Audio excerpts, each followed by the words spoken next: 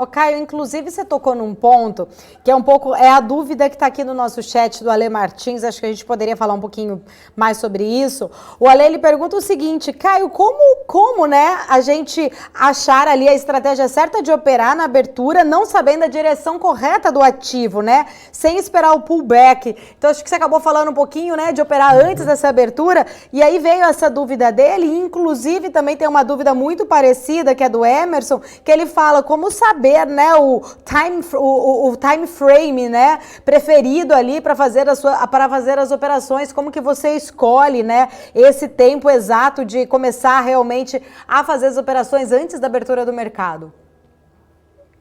Boa, ótima pergunta. A questão de saber essa questão de direção, aí eu acho que a gente acaba apelando um pouco para essa questão do macro fundamento. Existe uma precificação ideal para o dólar. Vale lembrar que o dólar, o câmbio, ele acaba interferindo na questão de juros e vice-versa, né? A inflação. Então, existe uma forma de ter uma noção, pelo menos, se o dólar está muito caro, muito barato. O dólar caindo nos últimos meses, ele refletiu toda essa movimentação de alta nos juros, então favoreceu, inclusive, fluxo de dinheiro para o Brasil. Então, no macro, a gente consegue entender essa questão de precificação. Mas eu já comentei, né, que inclusive o mercado ele consegue permanecer mais tempo errado do que a gente consegue permanecer solvente. A gente acaba utilizando essas análises gráficas de fluxo para acertar melhor o timing, né? Então, muitas vezes a direção ela vai ser dada pelo macro. Hoje, por exemplo, para mim era dólar trabalhando em queda.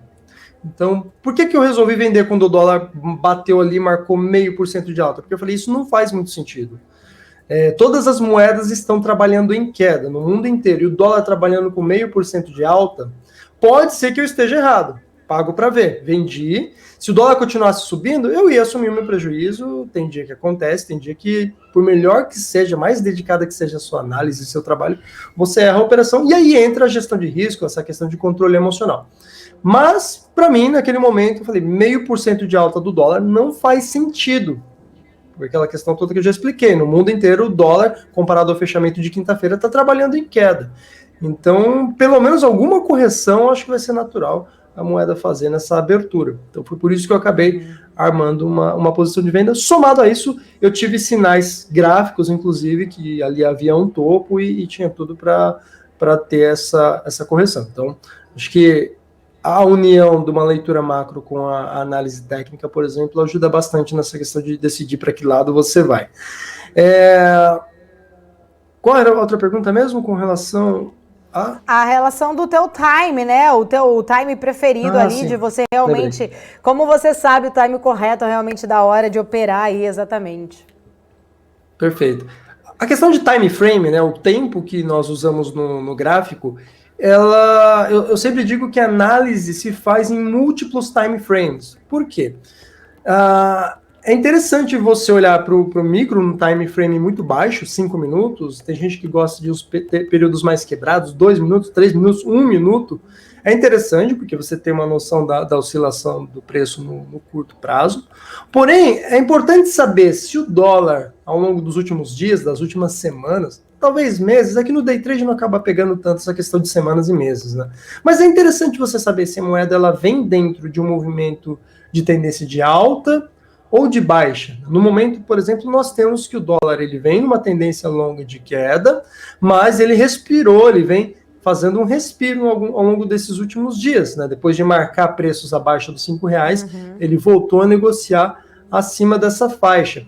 Então, de modo geral, eu sei que o dólar ele trabalha num longo prazo, numa queda ainda. Então, isso ajuda muitas vezes para você decidir se você vai fazer uma operação um pouco mais esticada, porque você está a favor de uma tendência, ou você vai fazer uma operação mais curta, porque é na contramão do negócio, né? Na contramão para onde o ativo está indo. Então, acho que vale a pena, no modo geral, né? Como eu começo o meu dia, pelo menos. Eu faço sempre análises em time frames mais longos, diário, desço para 60 minutos, 30 minutos, 15 minutos, e no micro, ali eu fico trabalhando num curto prazo, geralmente 5 minutos, até gráfico de 1 minuto. Porém, eu já fiz a minha lição de casa antes do mercado abrir e já tenho uma noção prévia, né, de que, em que ponto no meio daquele contexto geral eu estou.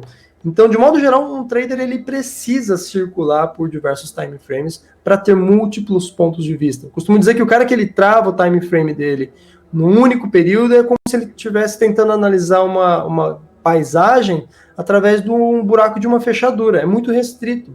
Então você precisa ampliar para poder ter uma visão mais ampla do que está acontecendo e você ter uma ideia melhor de como você está se posicionando diante daquele cenário geral.